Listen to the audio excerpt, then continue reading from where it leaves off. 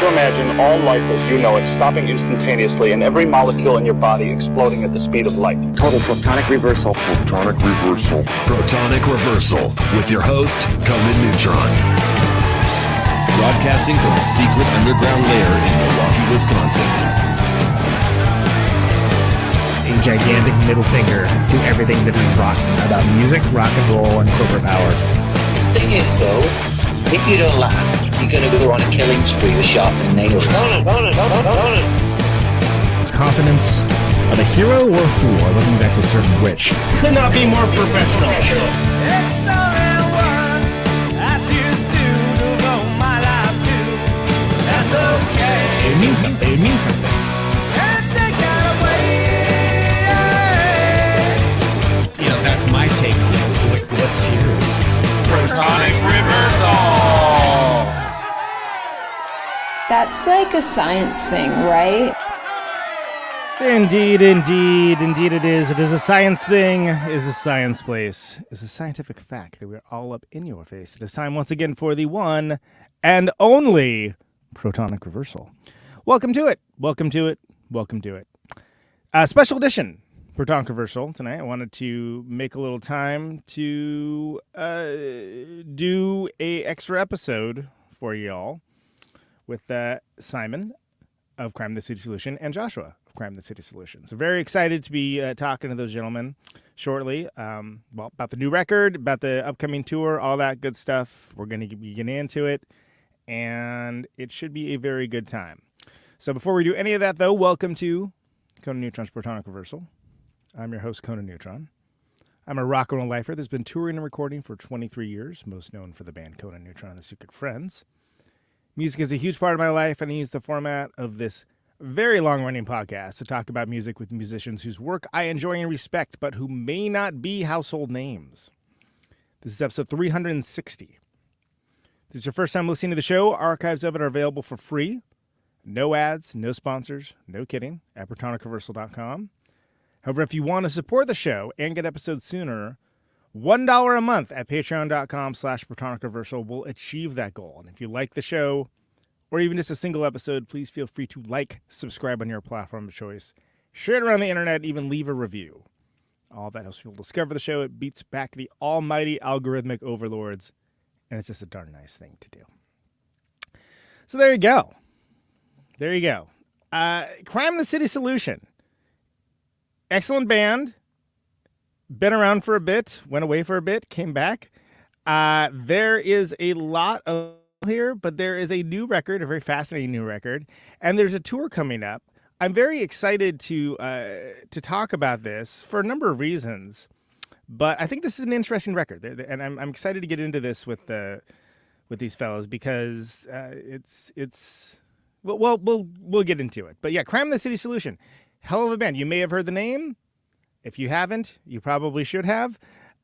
This is a newer incarnation of the band, and why don't we just get into it right now and talk to Simon and Joshua. Welcome to the show, fellas. Thank you. Appreciate having you. The Killer.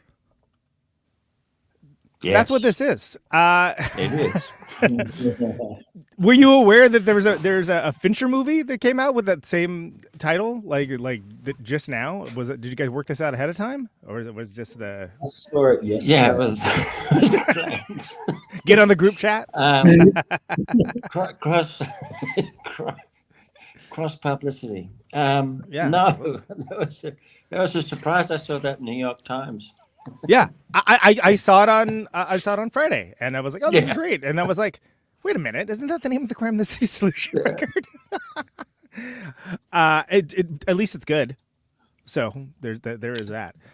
When did Simon? When did this? Let's start with this incarnation of the band. Right, there's been a lot of incarnations of Crime the City Solution over the years. Let's start with how this incarnation of the band came together.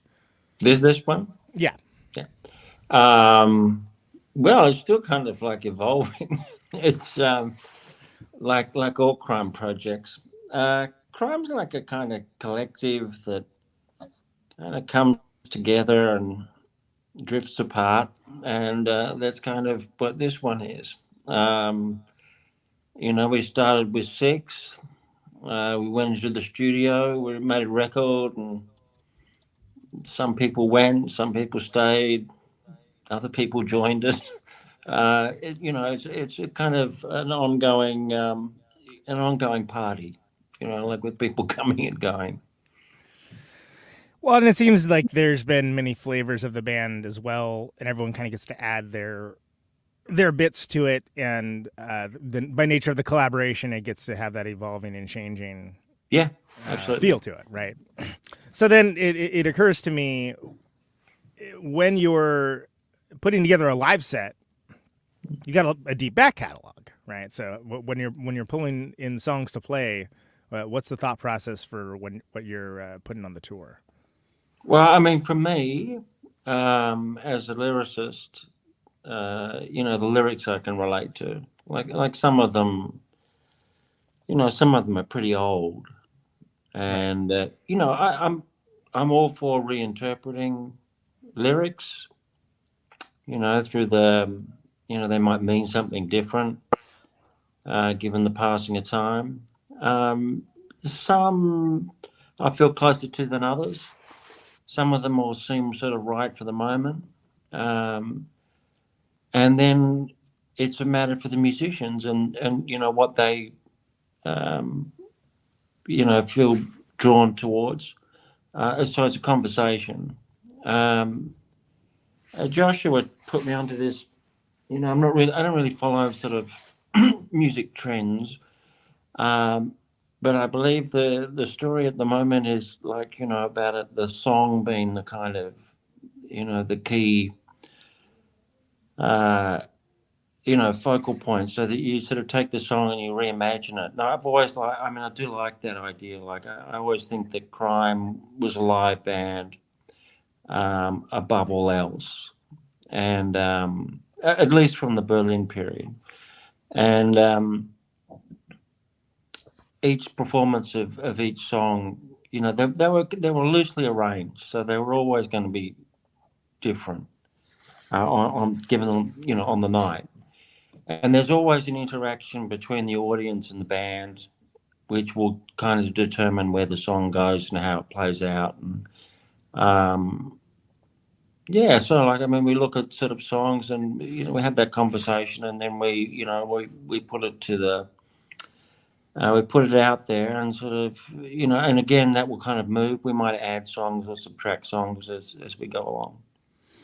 Do you ever feel like there's certain songs that just kind of, in whatever capacity or form they take place in, they kind of have to be in the set somewhere or just wouldn't feel right? Or does that ever come to pass at all for the mindset? I mean, there are odd songs. Like I can't imagine playing without the bride ship, which is, that was a kind of first song that I felt really, gave me a direction and sort of like lyrically. Right. Like it gave me a kind of way of putting my ideas to music. It's something to hang your hat on. To a certain Yeah. degree. And what you're talking about too, I think one of the best examples of for reimagining and giving new life to songs, and I've been lucky enough to see him play at least one time, is Tom Waits. He's a real great example of someone able to take songs that are in some cases like decades old, and not only inject a new life into it, but whole new sound based on who's playing with them. Yeah, The Residents also another one. Yeah, I mean, it's certainly something that you want to keep it interesting for yourself as well as for the audience, and there's something to be said for being able to find the song and find again the modern context for it, right? Well, I think that a recording is just that, it's a point in time that you record a particular version of the song, but it doesn't. I mean, it would be very boring to sort of get up there and play regurgitate something that you'd recorded in the studio and just try to replicate. Like, replication just seems a bit. Well, for me, it would be missing the point. Yeah, why don't you put a record player on stage and yeah, exactly, and play that? I was like Devo. Was it no Devo? Kraftwerk that sort of sent robots out. Right. Yeah, absolutely. Yes. Awesome idea. Like, if you're going to replicate, that would be the best way to do it. And especially for a band like that, where the automatons are part of the whole aesthetic. Joshua, coming into this band with this rich history, with this deep catalog, was that a daunting affair? Like, how did you approach bringing what you bring into this, knowing everything that has come before, and riding that balance beam, if you will, between those things? I guess I just didn't really think about it, to be honest. I met the guys during the process of recording the record. The record was being made in Berlin, with the producer that we share named Martin J. Feidler. And I had just finished making a release with him. And he asked me to come in and play some guitar on the record. And I just came in and played guitar on the record, and I enjoyed myself and I enjoyed the songs, and I met Simon and we started talking and we became friends. I mean, maybe it's a bit boring to say it like that, but there wasn't really more to it than that, and like Simon says, this idea of reinterpreting, of sharing, of exchange, this is kind of something that has been so prevalent in the process so far, that anything that has happened before hasn't really come into it, It's just been a nice experience just to play music together, and that's what's been, and it's been exciting, because everything is always new. Like we were playing acoustic songs the other night, and we weren't even following the structures of the songs or the chords of the songs, and we ended up in like a completely different place. So, like in that aspect, we weren't even trying to emulate what had, or live up to, in a way, what was on the record, let alone what has happened 20 years ago or what has happened 30 years ago. Right. It's just, it could be daunting, but it doesn't seem like we're existing there. That's not where we're existing. So, yeah. Well, and the reason I bring that up is there's, sometimes there can be pressure and sometimes there isn't. And there's something to be said for being a band with a catalog of songs that deeply connect with people, that you want to be true to that connection, and also be not a nostalgia act, not But that's the point. I think that when I first heard the record, that's where it started. It started with this new record. It's just a really, really good record. That's a cool record. Yeah, absolutely. There is no nostalgia. Like there was, if it wasn't a good record, then you would be going, okay, like we've got this new record and this is an excuse to tour, and it becomes a nostalgia act. But it was just, firstly, the record was good. And then when I went out first with the band, I met everybody like a few days before the first show. And some people had also kind of come on board. It was a revolving cast, like Simon had said.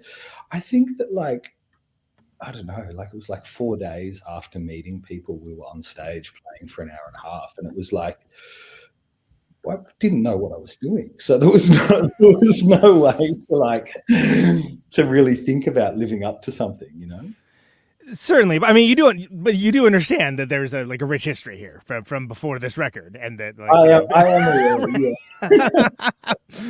I'm not saying that you need to have some sort of pressure applied, after the fact, but there's a lot of elements to come into something that's kind of like an outfit that's lived so many lives in a lot of ways. But this does seem very much of the now. And I do want to get into the record and get a little more deep into it as well.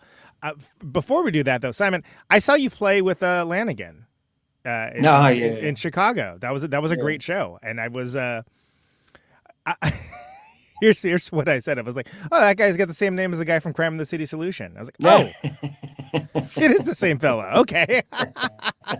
I was totally surprised. I had no idea because I was not aware that was a thing. That was a thing you even did. I don't know why I had a blind spot for that, but I thought it was a lovely show. That's where it started. This record wouldn't exist except for Mark.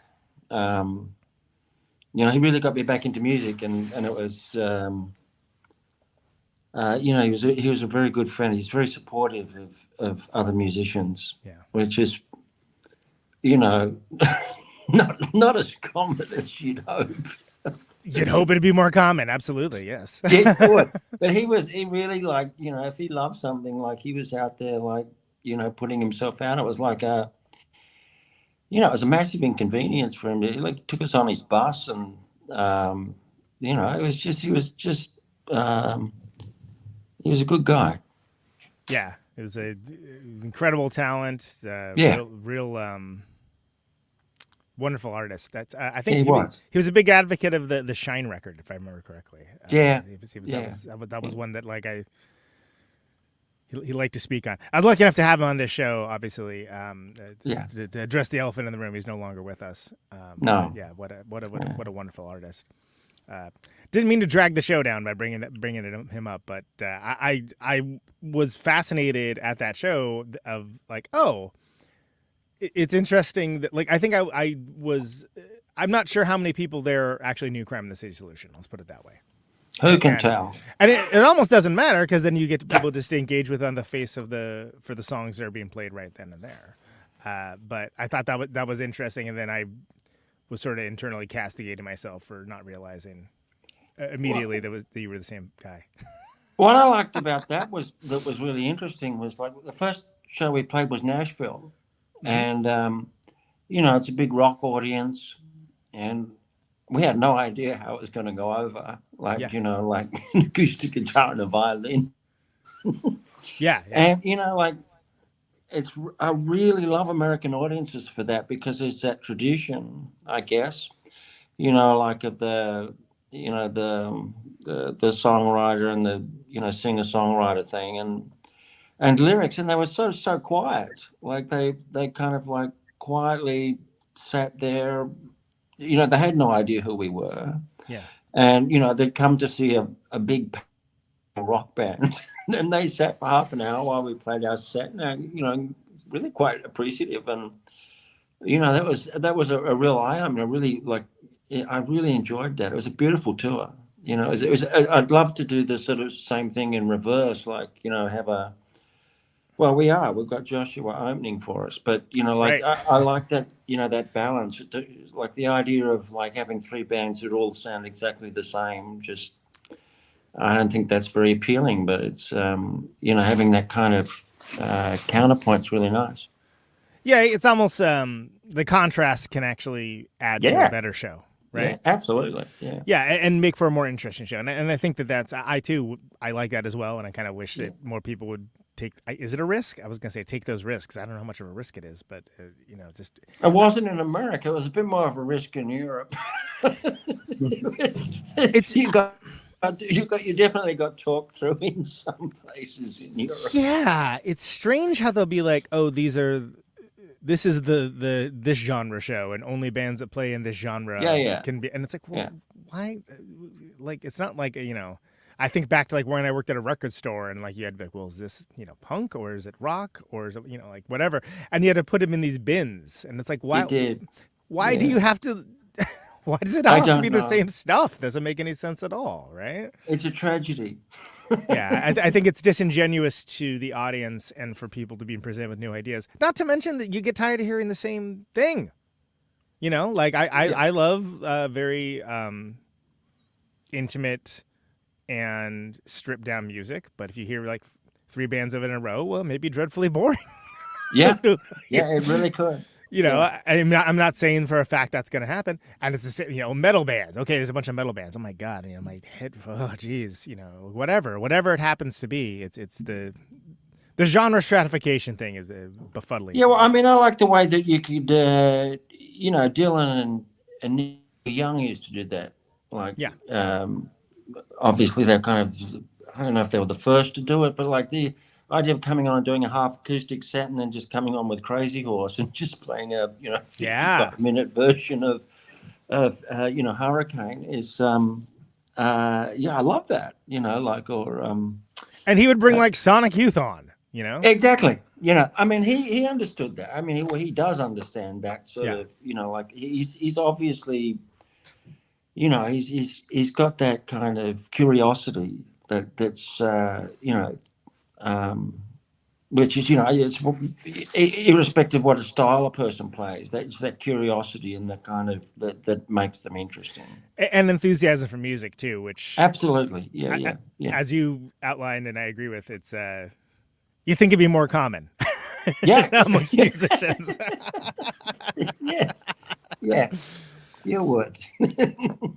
So I want to get a little more into The Killer and even do a song by song. Before we do that, though, I do got to mention, Simon, I recently rewatched Wings of Desire, which I'm a big Wim Wenders fan, and it'd been a while, so I had forgotten that Crime in the City Solution is in that film with Roland. Yeah, and it was like, oh yeah, and I don't know why it had escaped my mind, but it had been some like 20 years since I'd seen it, so we can cut me a little bit of slack. Yeah, Bronwyn's in that too as the dead girl.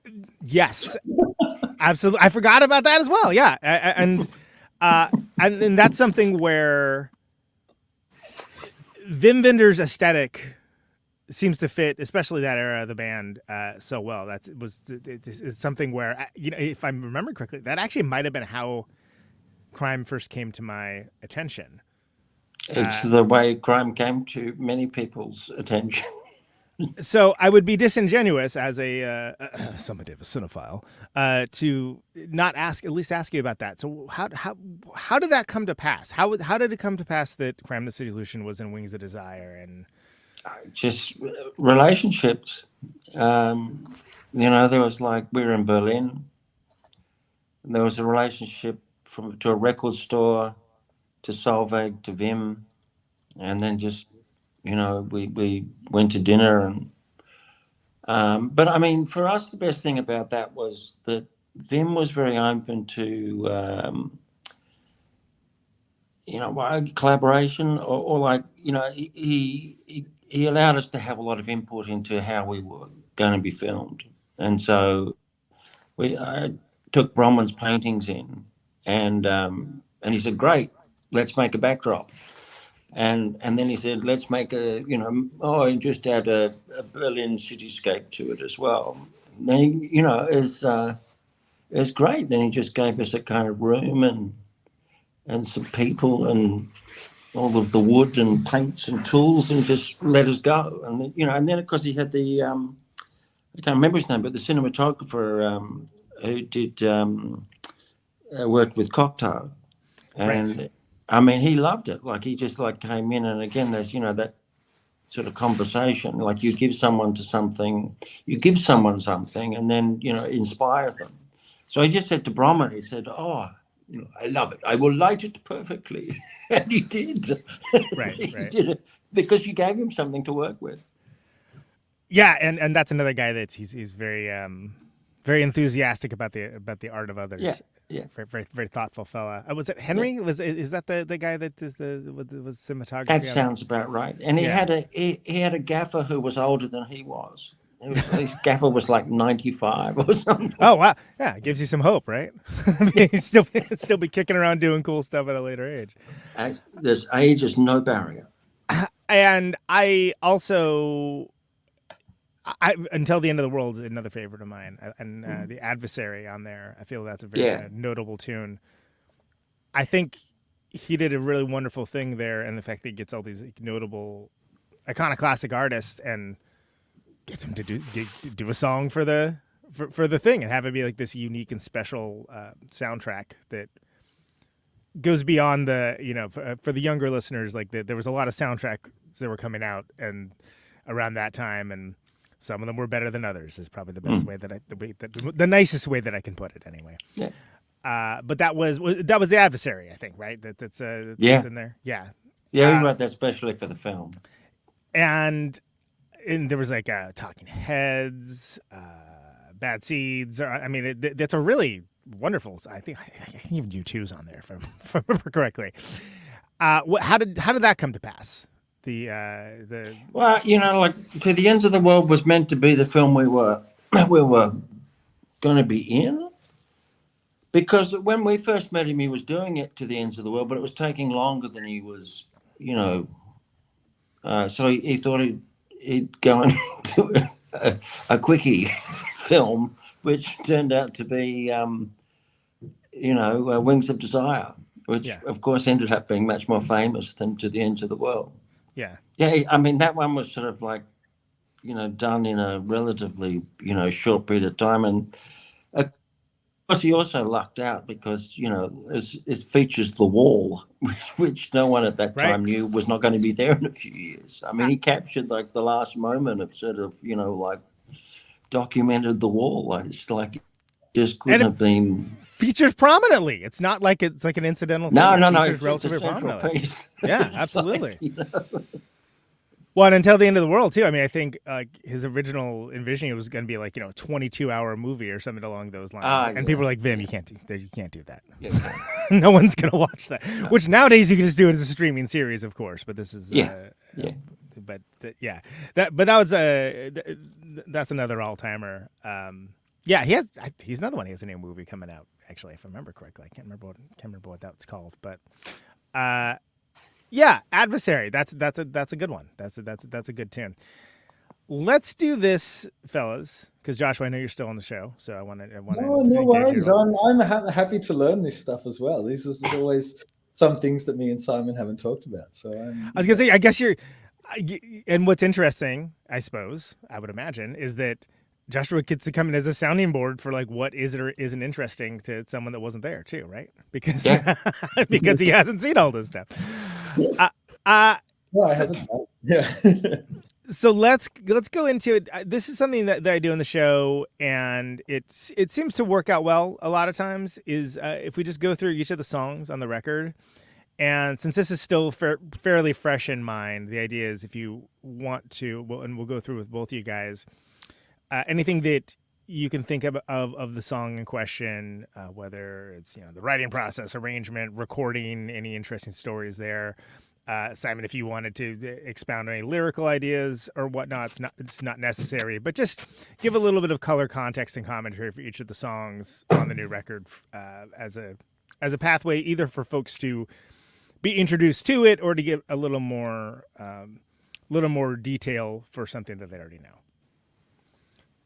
So, well, first of all, that's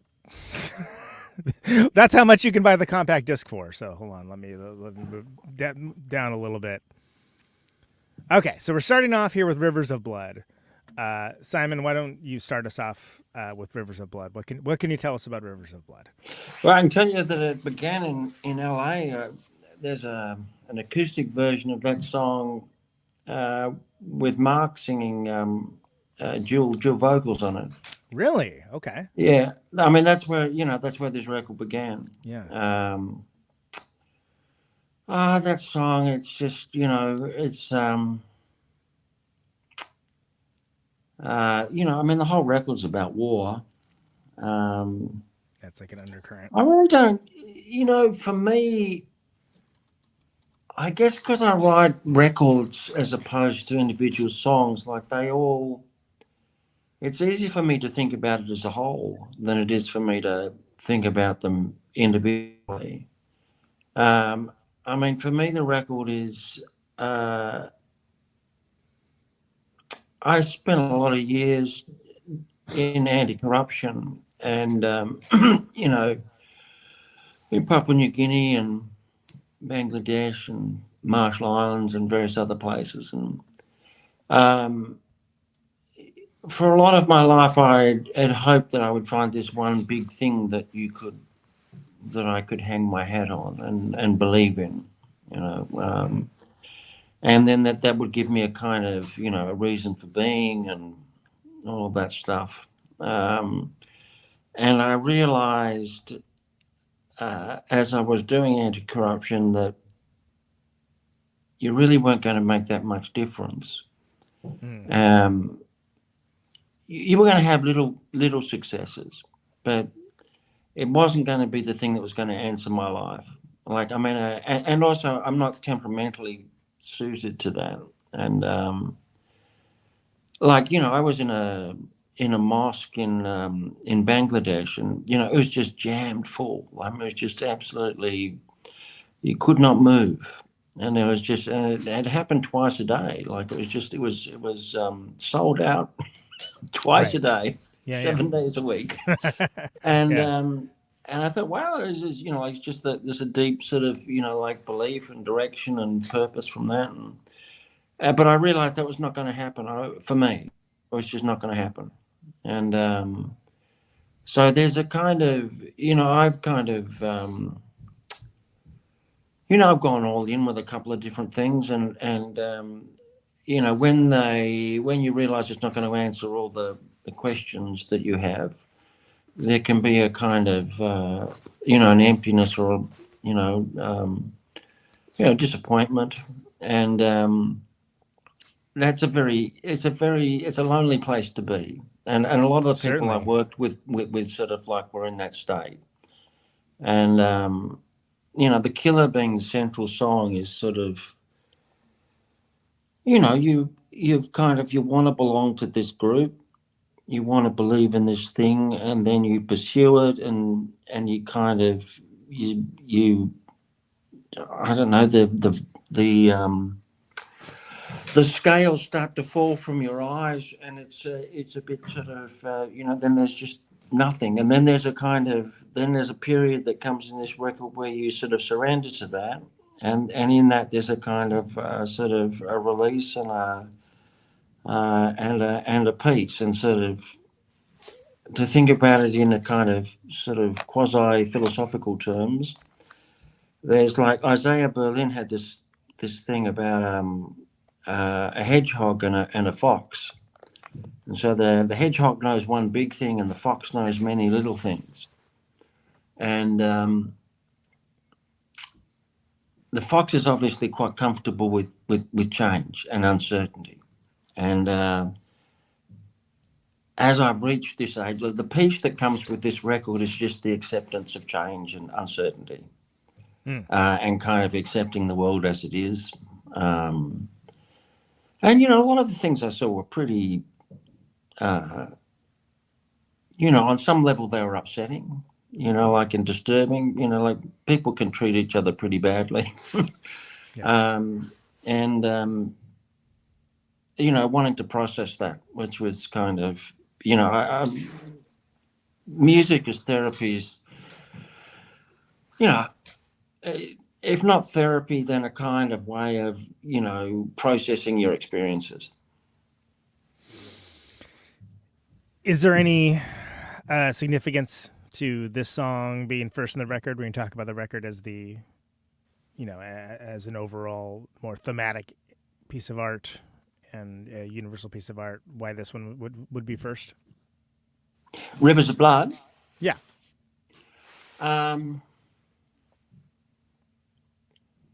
Yeah, I mean, that's about a relationship, but it's also, I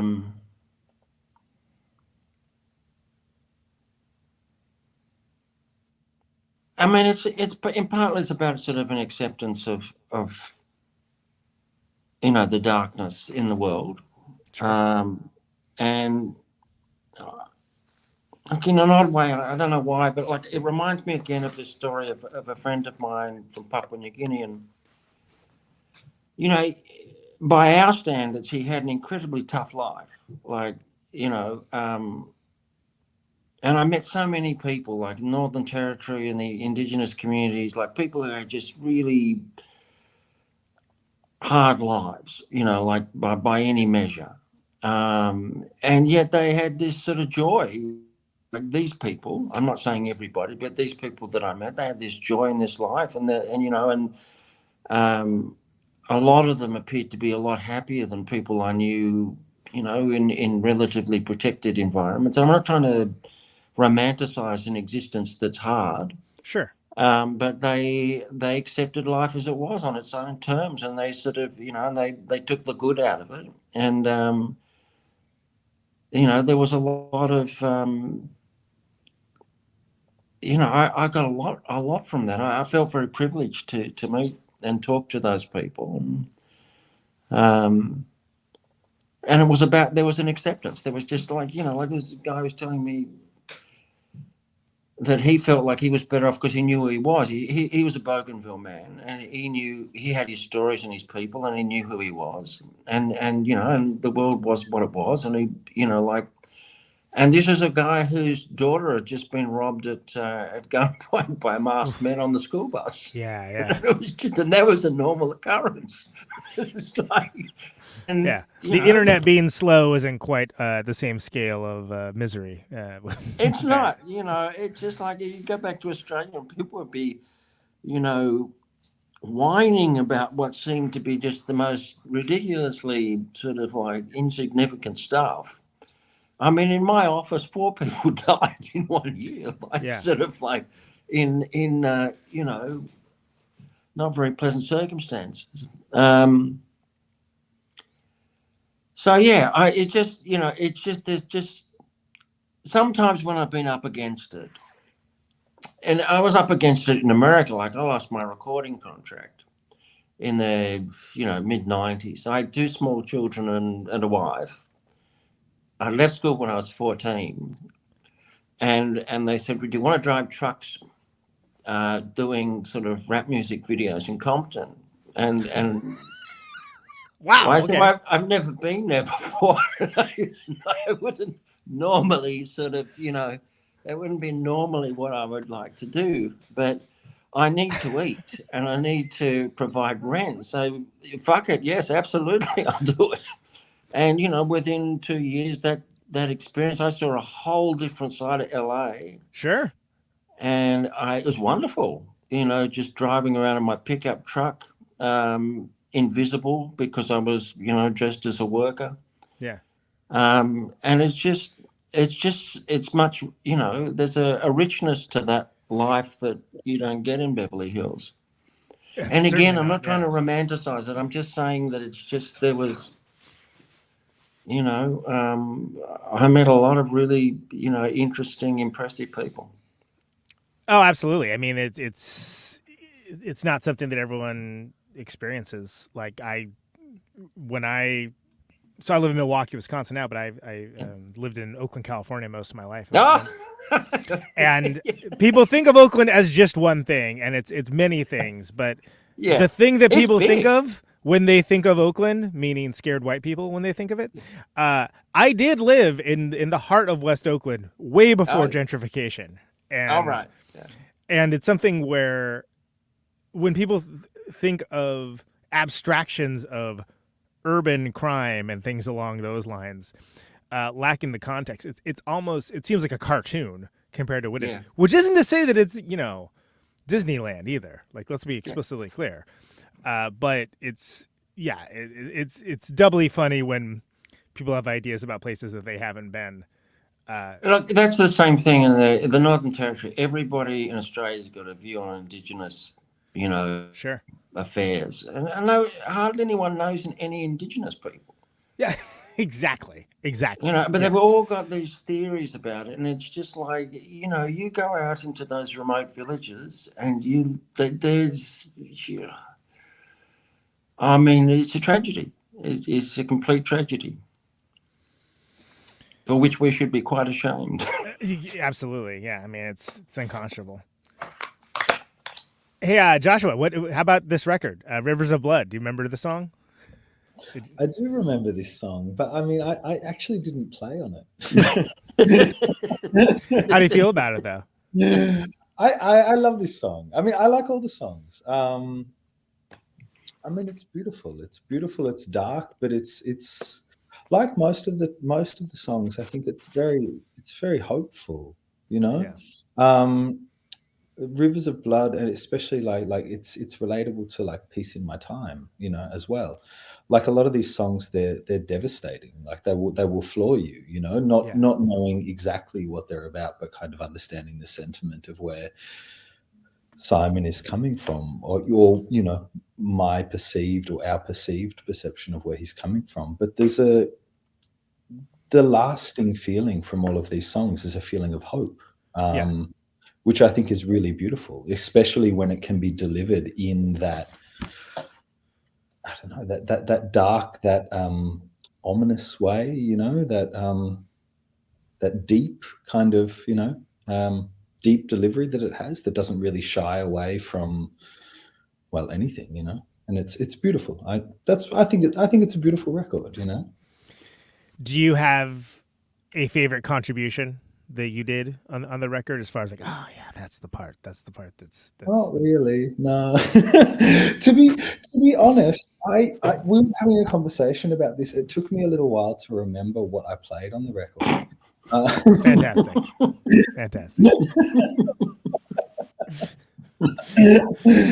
I like. I did remember, you know, what some stuff that I played on the record.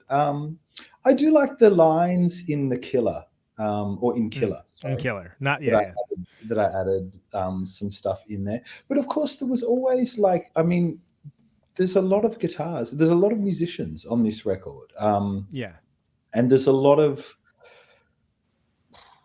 There's a lot of people playing guitar as well, which is actually really interesting, you know, because you might hear, and especially in Killer, I think there's probably like, well, Donald was who I've never met, but Donald was, you know, who Simon and crew started the record with, and then you know, Fred, who's playing bass on tour and synth on tour, played, oh God, almost every instrument at least once on the record, you know. He plays guitar in places, and I played guitar and some piano here and there, but that's what I like mostly about it, is this collaborative kind of sound that comes out. It's not like you're listening to it and you're like, oh yeah, and then here comes you know, Steve Vai with a solo. You know, and they're stacked and they're blended on top of each other. That kind of and that intent, you know, that different players have. Firstly, like that different sound and that different delivery that players have, but that different intent that players have. And when you stack that up on top of each other, it can become really rich. And I think in this case it did, you know. And then to the point where, like, sometimes I'm listening to it, you know, relearning the songs or thinking, how are we going to play this live? And I'm not really sure who played what part. Well, because there's almost like a sublimation of ego with the creative process, right? It's not about the individual parts necessarily, or even be able to distinguish which is what as to the overall experience and the overall song. Yeah, exactly. It also has to do with the way I write and working with Martin J. Fiedler, the producer. I mean, he kind of was very good at bringing things up and then dropping them. I mean, he told it like a story, it's like an oral story. But I brought the songs in, you know, with rudimentary like chord structures and choruses, and then I'd leave the verses alone for the most part, and then the band would start recording. And then would there be again a conversation between the, you know, like the lyrics and the music, and they would kind of evolve together, right. Which is like I like writing like that. Like, you know, I heard Bowie did this. He did all the music and then did the vocals on top. I don't like doing that, but I do like there to not have the words. Like 100% locked into that just in that basic sort of song structure. Right. Otherwise, you might find yourself in a situation where the underlying structure of the song has made it so that it would be awkward or not. That doesn't sound cool anymore. That doesn't sound good anymore. Yeah. And the song needs to become what the song needs to become. Like, and you know, only the song knows. Is there a specific? So, with Killer and The Killer, is the indefinite article left off of that song for a reason? I'm sure it is, but I can't, and it seemed to be the right thing to do. If only we could find someone that knows. Yeah, I could remember. My Alzheimer's prevents me from... Fair. Going on. So... in terms of So Simon, you're still Berlin, right? I am. How is it living in Berlin in 2023? How much has it changed since you first moved there? Well, I refuse to acknowledge that it's changed at all, and I don't leave the area that I was here in the 80s. I only travel as far afield as between Neukölln and Kreuzberg. Look, it's changed. You hear a lot more English on the streets. I mean, there's, there are the supermarkets seem to stay open a bit later. Like in Berlin in the 80s, there was like everything shut at 6 o'clock except bars. Man. It was just like you could buy alcohol. You could buy alcohol in a florist. You could buy it from a coin vending machine on the sidewalk. Oh wow! Okay. You could buy cigarettes again anywhere, but no food. Yeah. That's.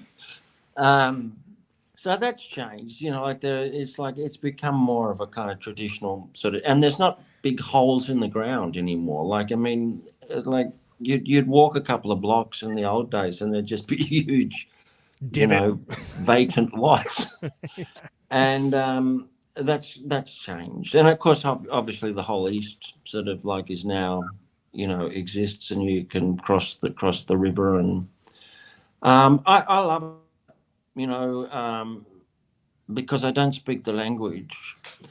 I wander the streets in a blissful ignorance as to what's actually going on, and unperturbed or undistracted by whatever. If people occasionally get angry with me, I have no idea why. So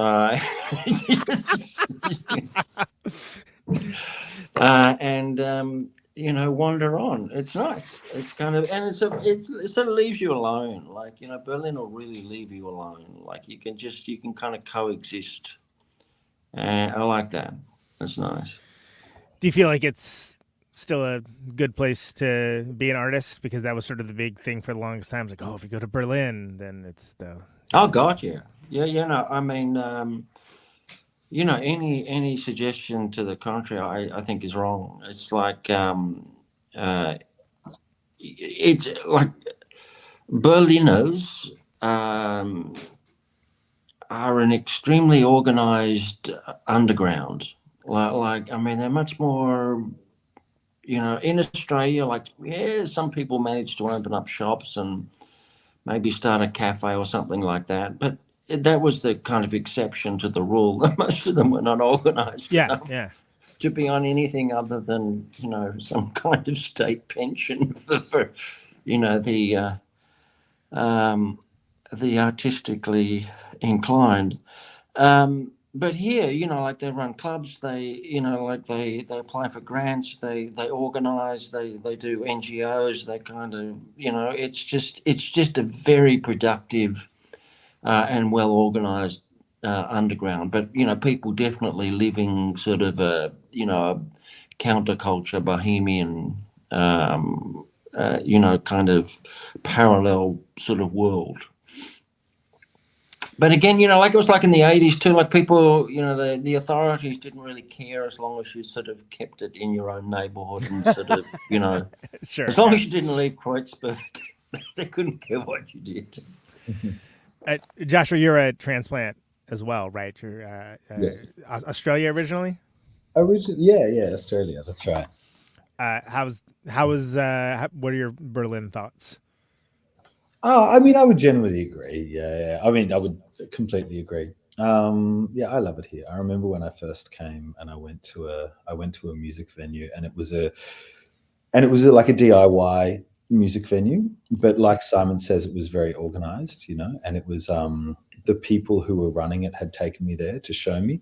And I remember we went to their bar, and the beer was €1.50 or something at the bar. And I remember just thinking, how can this be €1.50, and why? Not and why is the this why is yeah. And I remember turning to my friend Martin Koma, and who had taken me there, and I said, why is this €1.50? And he said, this has stayed with me forever. I will never forget this. He said, well, why should it be more? Why does it need to be more? You know, and that comment of like, why does it need to be more? It doesn't need to be more in order to facilitate the thing that we're doing here, which is facilitating art and creating a space for people and allowing that to, you know, and not toppling it with the idea of like, we can make money off this. Of course, they needed to survive in certain aspects, but everything was kind of linked towards each other. And just I remember that very clearly, the way that he said to me, why should it be more? He didn't understand the question. And that that has always stayed. It's a great answer in that way. I'm like, well, I guess you got a good point there.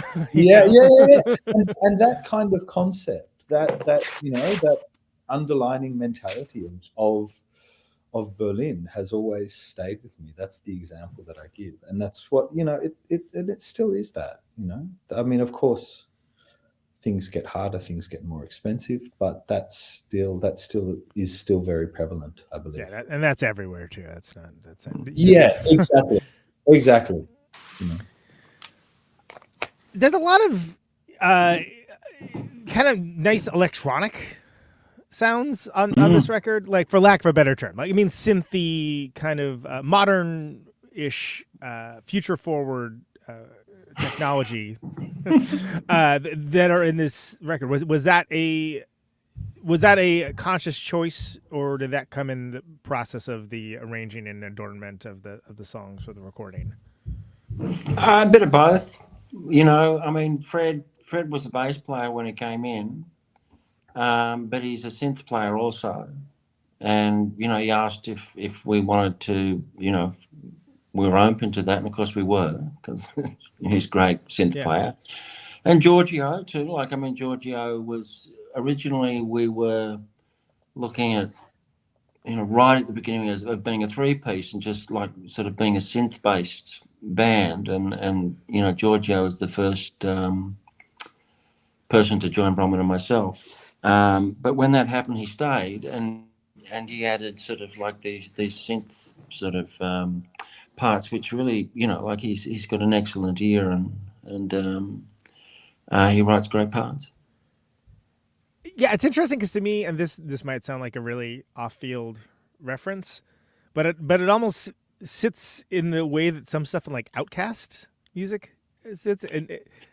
Well, that's strange. I mean, you know, like it's strange because I don't think the synth players would come from there, but you know, Big Boy is actually a huge influence. Oh, really? Okay, well, it's like, I mean, well, like, I don't listen to my own.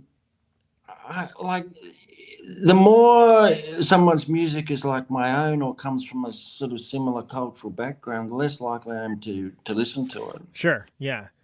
So I mean, I love Outcasts. I love Black Star. You know, like Mos Def and okay. And also there was the I can't remember, there was that LA that did the scat thing that I really liked. But you know, because it just like to me, it's because I'm rhythmically challenged. I find people that, you know, that, I mean, there's this song that Big Boy does that has the fastest rapping I've ever heard. Yes. It's so fast, and it's just, I mean, to me, it's just so impressive. Like, I'm just like, it's like, you know, I can't paint either. So like when someone sort of actually paints something, I kind of, wow, how do you do that?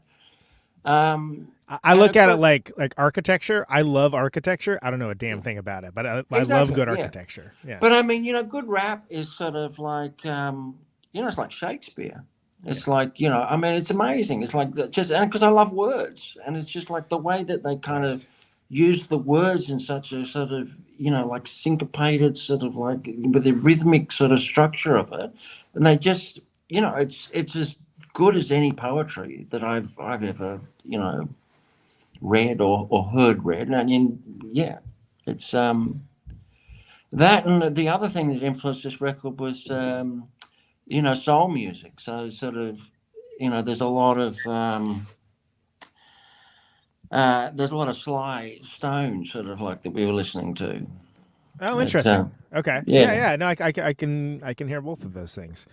Well, you know, I mean, and it's kind of like like a lot of journalists have said, oh, I wouldn't have thought of that, and it's just like, well, that's great, you know, because it'd be terrible if you sort of like took something. Yeah, it's like a genre pastiche. Listen to the Rolling Stones, but your song sounds exactly like the Rolling Stones. Wow. Yeah. It's great.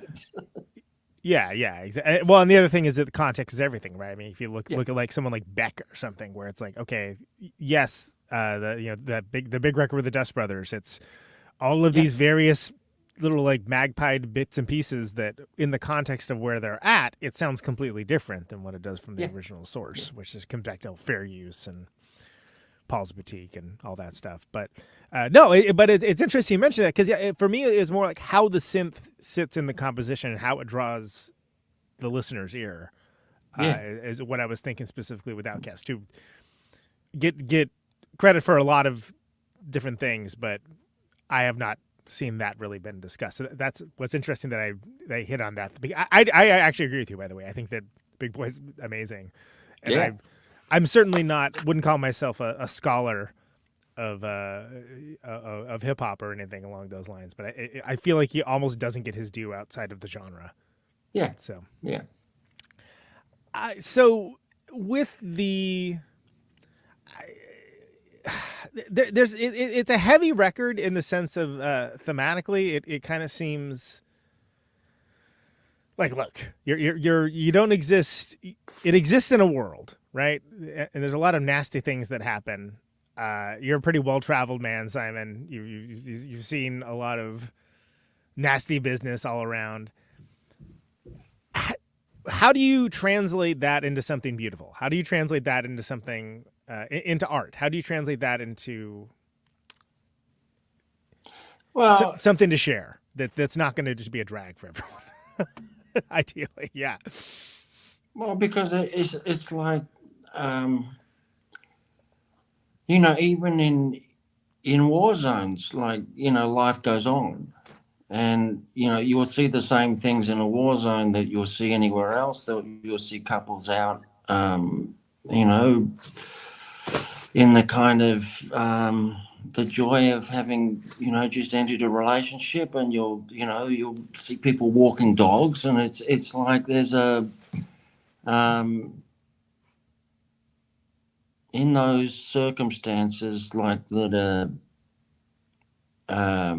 those dark experiences that, you know, like the darker nature of our soul, you know, there's beauty, not in those dark acts, but sort of like in the surroundings. Like, you know, there's something about, you know, the resilience of people and their ability to adapt to any circumstance, and find joy. You know, my mother-in-law she's no longer here, but, you know, she was schizophrenic for sort of like most of her life, and yet she got joy from the wind and from sort of like, you know, from a spring day, like more joy than like a lot of people get out of a apparently, you know, richer, happier life. And she had a really hard life, but it's just, I just find that incredibly inspiring to see. You know, it's like my daughter, like when she was a child, she'd sort of run along and sort of like to feel the wind on her hands. And it's just, you know, I'm a person who tends to worry about the future and regret the past and do all of that shit. And it's just like, if you're actually in the moment and appreciate, there's so much to appreciate, no matter what darkness is going on around. Have you found it easier to be present now than maybe in the past, or has that never been a problem for you? That's always been a problem. It's like, yeah, I'm better at it now. Like, I'm older, and my life has there's been a lot of change. You know, like it's. I'm very glad that I haven't played music the whole way through. That would not have suited me any more than being, you know, like a celebrity would suit me. Like I think that would be just an absolute death for me. Like not for everyone. Other people like it just. But I need those experiences. I needed that change, yeah, I mean, look, I've got very depressed about things, like a lot of people, a lot of colleagues. But yeah, as I say, there are these experiences that I recall in my memories that I find, you know, incredibly inspiring. And I finish with a sort of like, you know, Bravehearted Woman is about my relationship with Bronwyn, and you know, she's an amazing, creative, eccentric, you know, difficult woman who I adore, you know. And if I'm sort of like in a kind of place of stillness, then I can, you know, marvel at all this chaos that she is, you know, creative chaos. Or I can try and, you know, like control my environment, and then there's sort of conflict, and so sort of accepting, you know, being in that moment and accepting the world as it is just, for me, it's like that's the key to my happiness. And I don't need much, you know, like, I mean, I've had money and not had it. And like, when you get down to very simple thing, I just on my, you know, I don't want to be kind of too, you know, anti-materialistic, but it's just, I you know, money is, beyond a certain point, money has not made much difference. I've been more anxious with money than without it. Right, because I mean, you know, what's the? Because I could lose it. Someone could steal it. Yeah, the things that you own end up owning you. That sort of mindset. Yeah. Yeah. I mean, what do you tend to live rather lean even now with that? Oh, I'm living lean right now. I can tell you. Being a musician in the 21st century is a challenge. It's a minefield of a challenge. That's yes, like how do I pay my rent every month kind of challenge. No, that's very real. How long have you two been together, you and Bronwyn? It's been pretty 17. good. 62 now, and we met when we were 17. That is we were runaways together. That's all right. It's a true runaway success story. We had a lot in common. We both had sort of like, you know, parents who were academics who'd gone to Beads and sort of, you know, I guess that's an American expression, isn't it? Gone to Beads. It's like when you know, like the icicle storm. Uh-huh. It's about like 70s parents. You're too young. Sort of like 70s parents who sort of like, you know, the hip priest.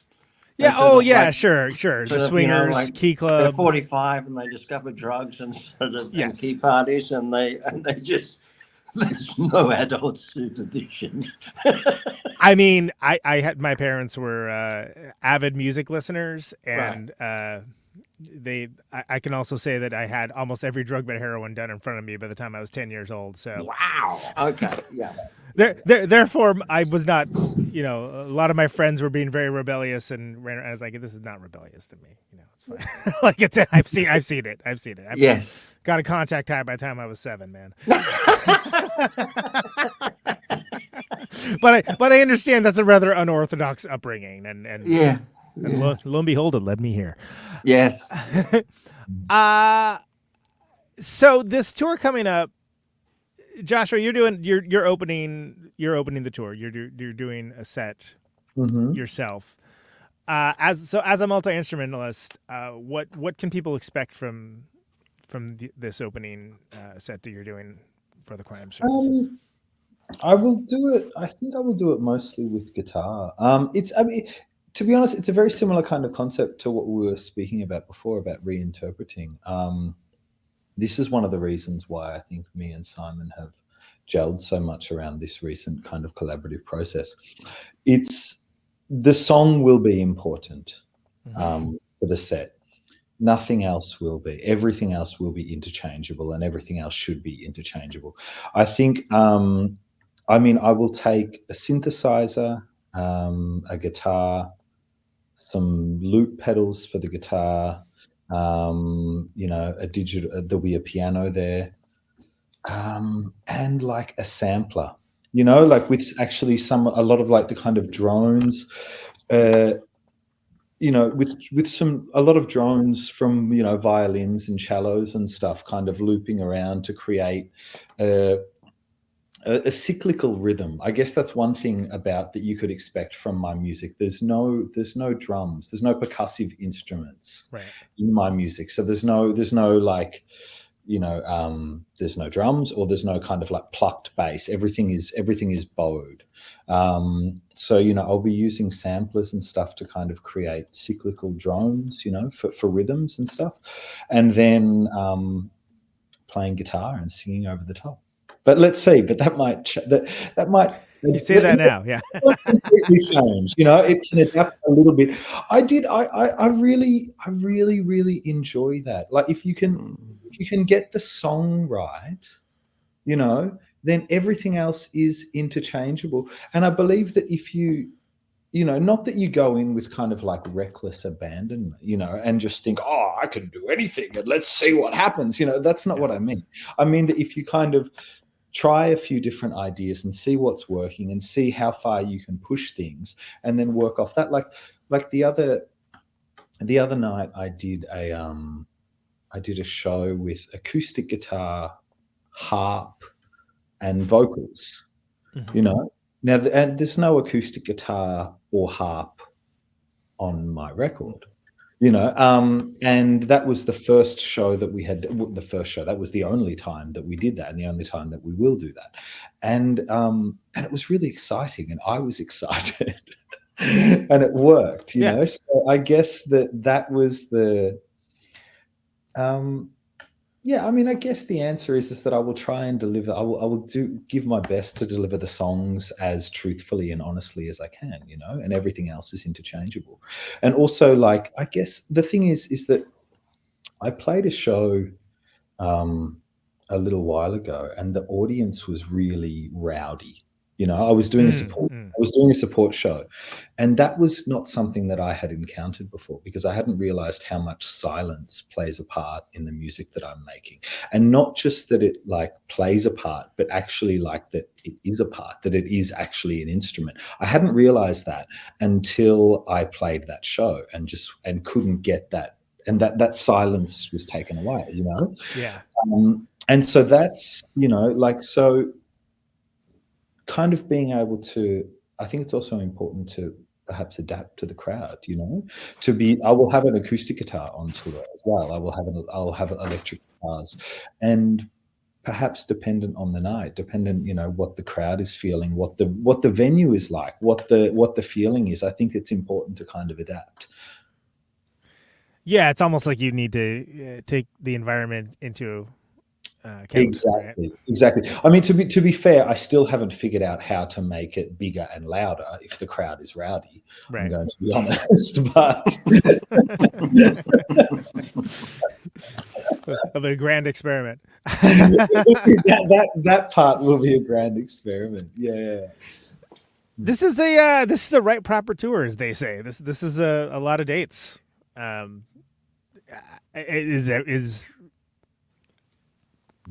there been thoughts for, is it going to be more or less the same set every night? Is there going to be some changing around? Like, what's the what's the idea here? Yeah. We got like 20 songs thereabouts, and two of them are, you know, pretty much free form. You know, they're very, I mean, they'll, I guess they could, you know, they vaguely resemble their recorded versions, but you know, they're just meant to be a sort of starting point. Sure. Yeah. Sure. I guess, are you talking about the Bride Ship? No, I was thinking of American Twilight and Steel to the Sea as a kind of, you know, like as potentially, you know, like as a which you know, like Still to the Sea, we did the last tour, and it kind of worked really well. It bore no resemblance whatsoever to the original recording, and the words were completely different. Right. Yeah. We did American Twilight as the third encore in Paris. Oh, interesting. At our last show, and I just remember we had done 2 encores, and then there was a third one, and they wouldn't let up. They have to come back, and I remember turning to everyone and just said, "I don't know any more songs."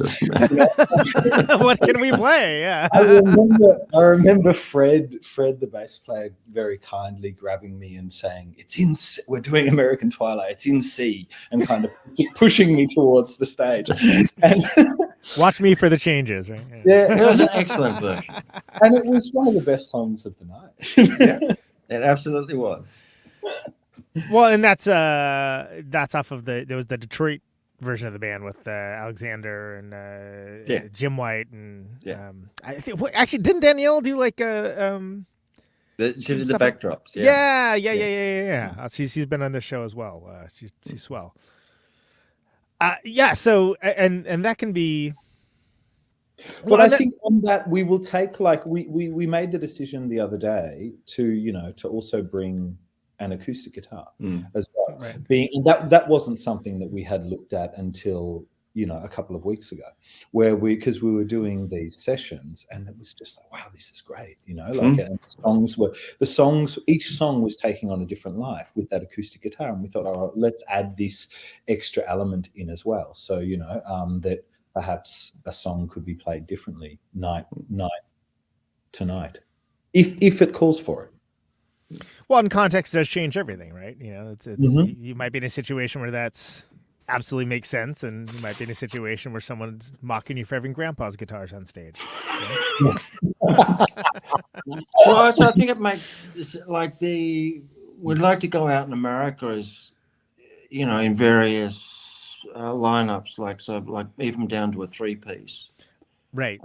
And play very acoustically oriented. I think there's a scope to do that in America. Maybe there's some scope to do that in Europe, but I'd very much like to do it in, the distances are pretty big between the cities. There can be. So being able to play an acoustic, sort of just get in a car and sort of just, I'd love to do that. There is logistics are not nearly so difficult when you have. Three of you in a car, and away you go. Yeah, there isn't like a whole. And some baseball team to keep track of.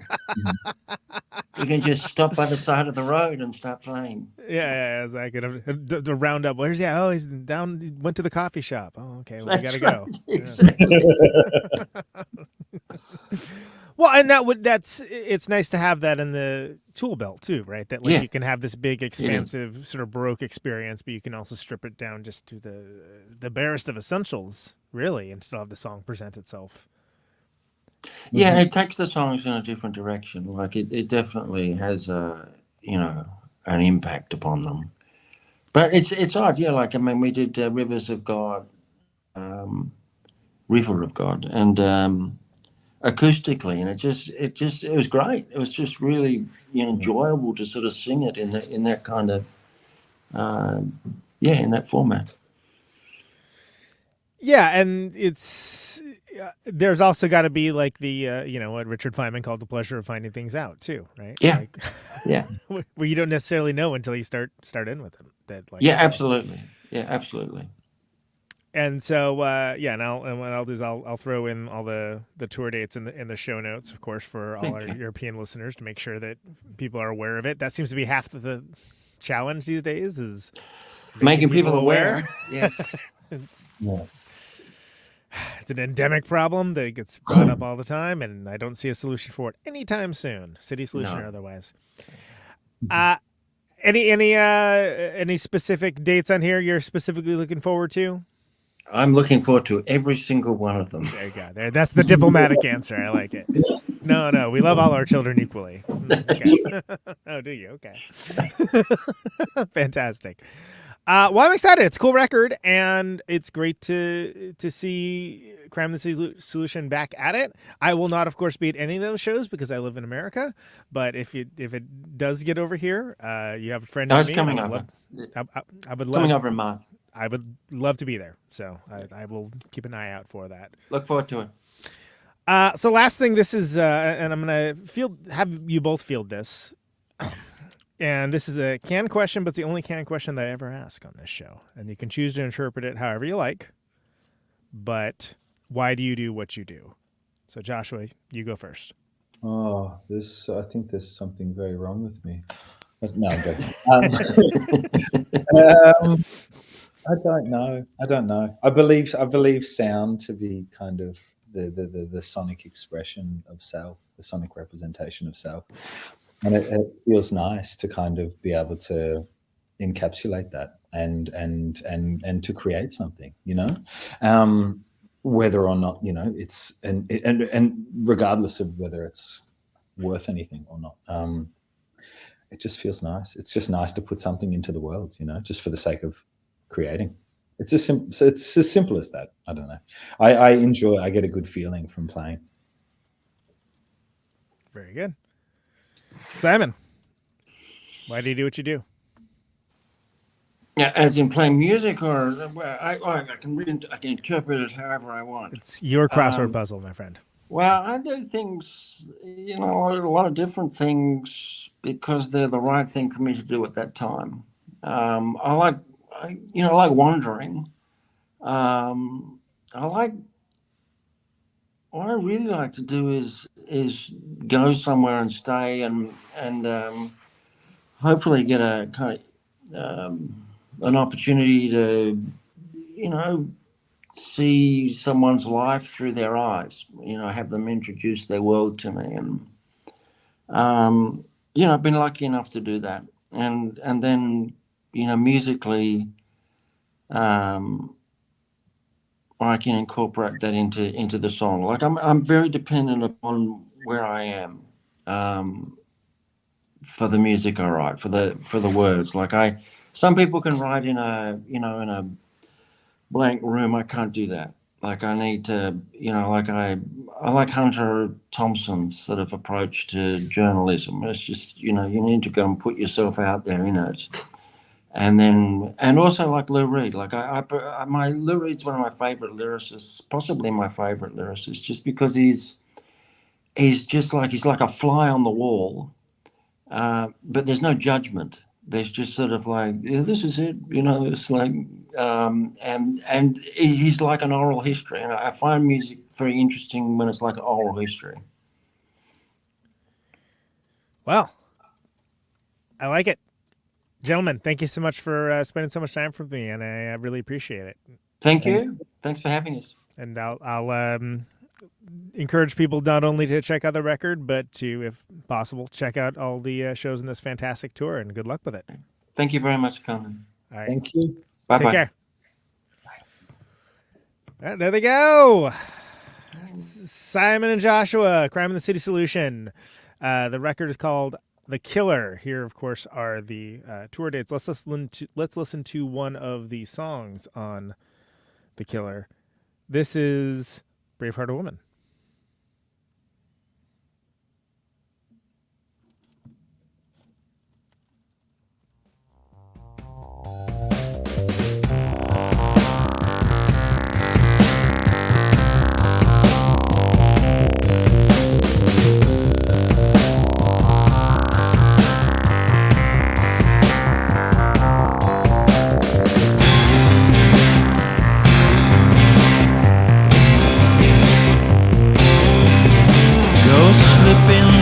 dark inside, and flowers taking fragile.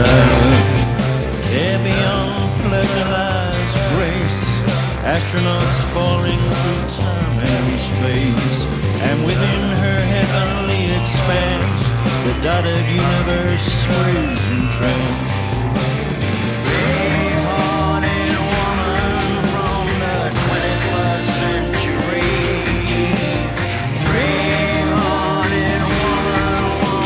Share your love with me. Brave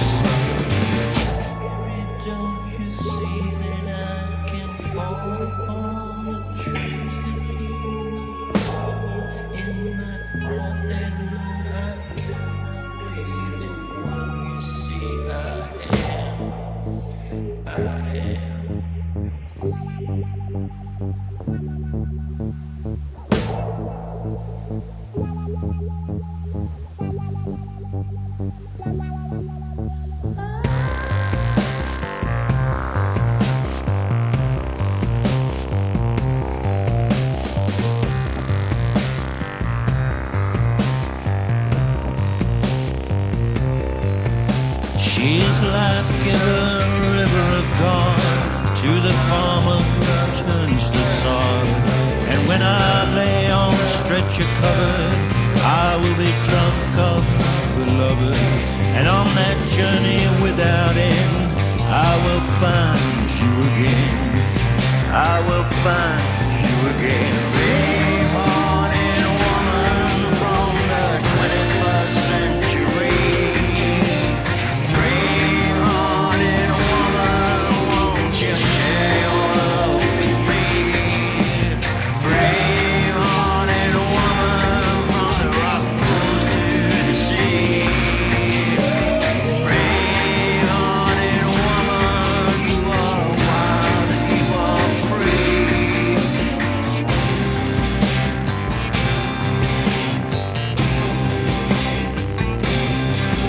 She's life giver, river of God, to the farmer who turns the sod.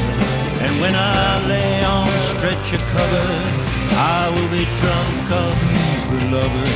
And on that journey without end, I will find you again. Always, and I will love you then. Brave-hearted woman from the 16th century. Brave-hearted woman, won't you share your life with me? Brave-hearted woman, with your flags and pearls you're free. Brave-hearted woman, out here you are, crystalline free.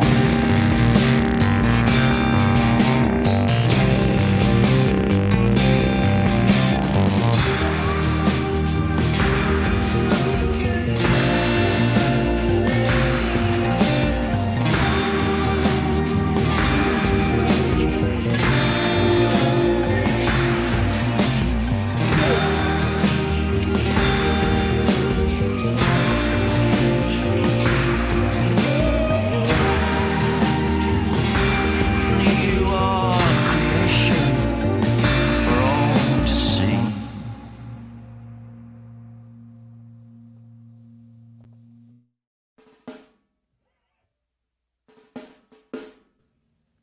There you go. Bravehearted Woman. That's off of The Killer. Not to be confused with the David Fincher movie. This is the record by Crime in the City Solution. Featuring my guest Simon. And Joshua's on there too, even though he is a newcomer to the band. So I hope you guys enjoyed that. That is just a sampling of that record, The Killer. They are going to be on tour supporting that record all throughout Europe. So European listeners, go check them out. And American listeners, I guess, March is what I am. Anyway. The name of the show is Conan Neutron's Protonic Reversal. Thank you so very much for listening to it. This show airs usually Thursdays. 8 Eastern, 7 Central, 6 Mountain, 5 Pacific. Streaming live, YouTube and Twitch. Podcasted later, everywhere. Archives always available for free. ProtonicReversal.com. As we come to the close of our broadcast day. Always free, no ads, no sponsors, no kidding. But if you like the show and want to get episodes sooner, $1 a month. Patreon.com/Protonic Reversal gladly achieves that goal. Signing off. Thanks to everyone for sharing the shows around. All ships at sea. Liking it, subscribing on your platform of choice. Sharing around, post a review, all that just helps people discover the show, and it's just, I've got this is a darn nice thing for you to do, so it's appreciated. 50,000 watts of power. What's coming up next? Marnie Stern. Marnie Stern's up next. So, as always, stick with it. Ionize the air. Appreciate you. Appreciate all the support. Lots of good stuff coming up. This microphone turns sound into electricity. Stay safe out there. Can you hear me now? And check you later. Out on Route 128, we're dark and lonely. I got my radio on. Can you hear me now? Can you hear me now?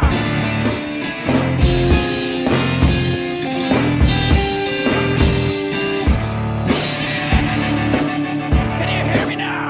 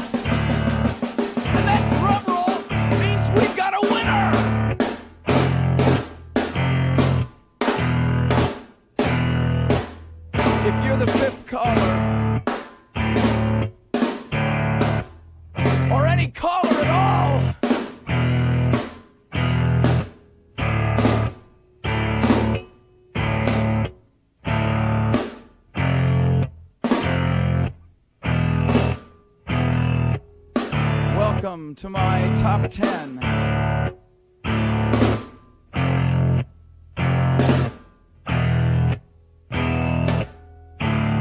I'd like to thank our sponsor. But we haven't got a sponsor. Not if you were the last man on earth. She was prepared to prove it. This one goes out to a special girl.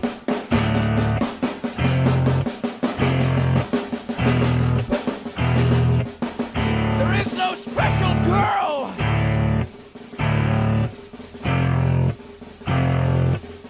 It's the end of radio. The last announcer plays the last record. The last what? Leaves the transmitter. Circles the globe in search of a listener. Can you hear me now?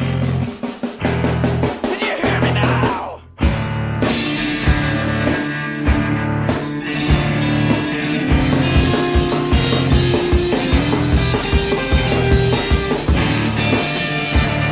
Can you hear me now?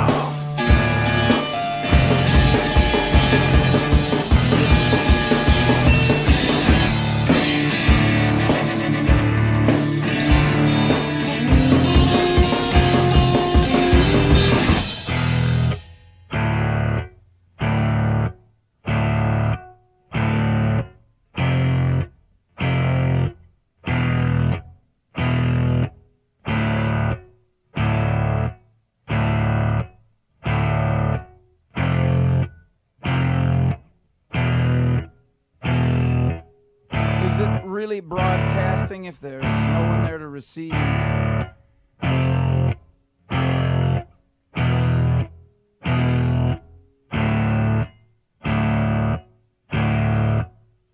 the end of radio. As we come to the close of our broadcast day.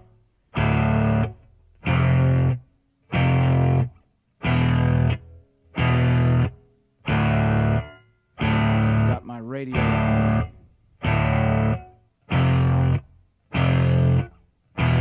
Can you hear me now?